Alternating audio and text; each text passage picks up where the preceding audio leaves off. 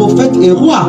Et la Bible dit qu'avec lui, nous sommes héritiers et nous héritons d'un royaume.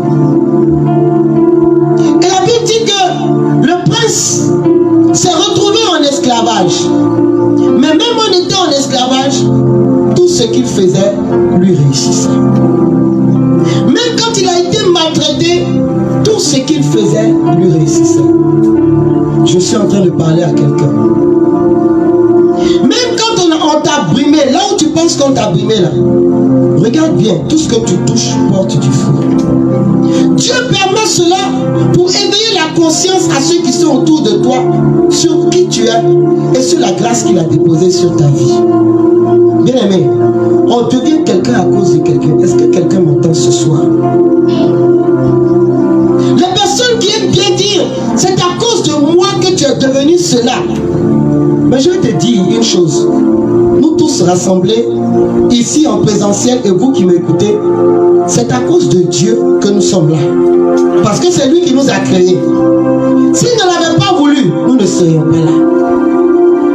C'est à cause de la volonté de Dieu et de sa grâce que nous avons atteint cet âge musclé en forme, parce qu'il y a des bébés qui repartent le même jour où ils sont nés. C'est à cause de Dieu que nous avons été rachetés. Parce que alors que nos jours étaient comptés, la Bible dit 120 à un certain moment, puis 80 années aujourd'hui. Mais la Bible dit qu'à cause de Jésus-Christ mort à la croix, notre vie dans laquelle Jésus nous introduit est dans l'éternité, cette vie qui ne finit pas. C'est à cause de Jésus que toi et moi on est là. Sinon, disons-nous la vérité. Si on calcule le nombre de péchés que nous faisons par jour, s'il y avait une décision, une sentence avec nous, nous tous nous allons être morts. C'est pourquoi je vais dire à quelqu'un, quand tu es trop fâché, pense à quelqu'un et puis laisse. Les personnes qui ne peuvent pas laisser quelque chose à cause de personne, c'est-à-dire il n'y a pas quelqu'un qui va te faire fléchir le cœur. Il n'y a pas quelqu'un que tu vas regarder et puis tu vas dire, ah vraiment, si ce n'était pas à cause de cette personne-là, j'allais faire ceci. Toutes ces personnes-là sont mortes et sont enterrées au cimetière. Et parce qu'ils n'ont pas su faire à cause d'eux, quand ils sont morts, il n'y a pas eu un ange qui a intervenu à cause d'eux. Les situations dans nos maisons sont difficiles, les foyers sont difficiles. Mais à cause de quelqu'un, on laisse quelque chose. Je veux dire à un époux, tu vois, la Bible dit que c'est à cause de Joseph que Dieu a béni la maison de Potiphar. La femme que tu veux laisser partir, si tu la laisses partir, tu vas connaître ce qu'on appelle la poisse. Tu vas connaître ce qu'on appelle la poisse. Faut pas aller chercher, c'est pas un sorcier qui t'attaque. C'est pas une malédiction, non. C'est parce que le coffre de la banque, c'était cette personne-là dans ta maison.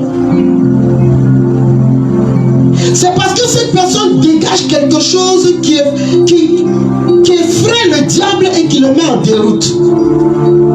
C'est parce que le soir quand tu dors, l'onction de la personne, l'aura de cette personne est posée sur ta vie, sur tes projets, sur ta maison. C'est parce que la proximité de cette personne fait en sorte que ceux qui sont assis au village là-bas et puis ils veulent en finir avec toi, ils ne peuvent pas s'approcher de toi. Pas parce que tu es fort, mais c'est parce que la personne est à côté de toi. Cette femme que tu veux libérer parce que tu as vu une plus belle, parce que tu as vu une qui a peut-être un poste meilleur, parce qu'aujourd'hui les hommes s'attachent pour des raisons quelquefois qu'on ne comprend pas.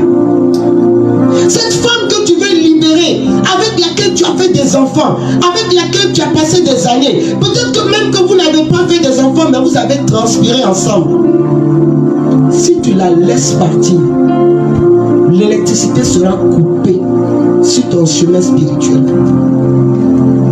Parce que même si, par extraordinaire, ne fait pas d'enfant, laisse-moi te dire qu'elle est dans ta maison la connexion de Dieu pour garder ta vie de beaucoup de choses.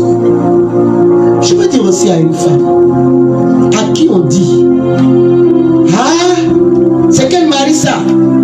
Hein? C'est ça, on n'a jamais vu. Si c'est moi, je m'en vais. Tu es jolie, tu as un travail. Faut partir. Tu vas trouver un autre mari. Mais tu vas te rendre compte qu'il y a un niveau d'épanouissement et de prospérité là qui ne dépendait que de cet homme. Il y en a qui partent comme ça. Elles ont eu peut-être 2 enfants dans un premier mariage, mais tout d'un coup elles arrivent dans le second mariage, il n'y a plus d'enfants. Personne ne t'a bassé. Ta source de bénédiction là, c'est là où tu as laissé là.